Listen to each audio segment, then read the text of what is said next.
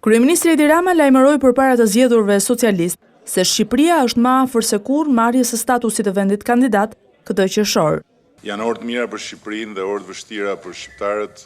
Kemi arsye të forta të besojmë se kurrë s'kemi qenë më pranë këtij objektivi strategjik të munguar për Shqipërinë disa vite me radhë. Si sinjal për marrjen e statusit, kryeministri sheh dhe ftesën e bërë nga qeveria holandeze për një vizitë zyrtare në Amsterdam. Si afrim të ndjeshëm ndaj objektivit statusit vendit kandidat, lexojmë dhe ftesën e kryeministrit holandez për një vizitë afërt zyrtare tonën në Hollandë. Një kontakti drejt për drejt i nivelit më të lartë që deri para pak muajsh duke i pamundur.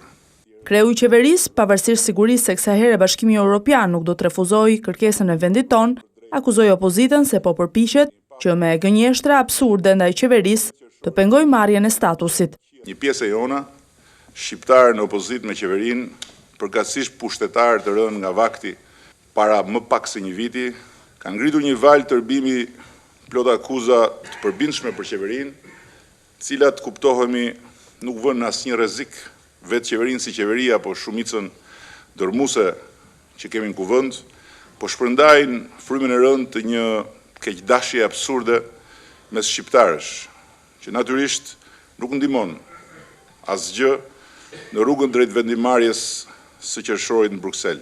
Sa i takon trafikut të drogës, kryeministri e sheh atë si trashëgimi të keqqeverisjes së Partisë Demokratike. Gënjeshtra, shpifje, fabrikime, dizinformim frontal dhe gjuhë e trashur që e diskreditojnë Partinë Demokratike si pengun e një grupi pushtetarësh të bërë tap pas humbjes pushtetit, cilët pasi lanë që vjet në verë pushtetin dhe lanë që vjet në verë Shqipëria të mbyllet me kanabis si kur më parë, i kanë dhënë vetes statusin e ëngjëve mbrojtës së Shqipërisë nga flakët e ferrit drogës.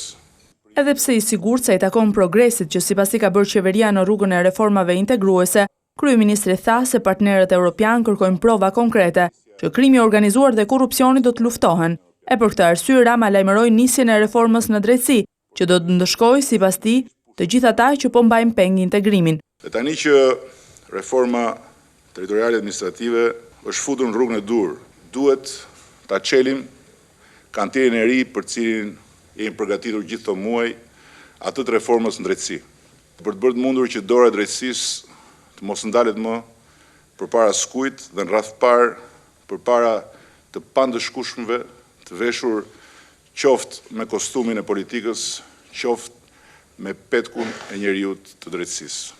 Javën e shkuar, kryeprokurori Adriatik Llalla në një deklaratë të cilësuar si bombë, tha se organi akuzës ka në proces hetimi disa dosje, përfundimit të cilave nëse do të rezultojë sipas parashikimeve, do të ndryshojë të ardhmen e vendit.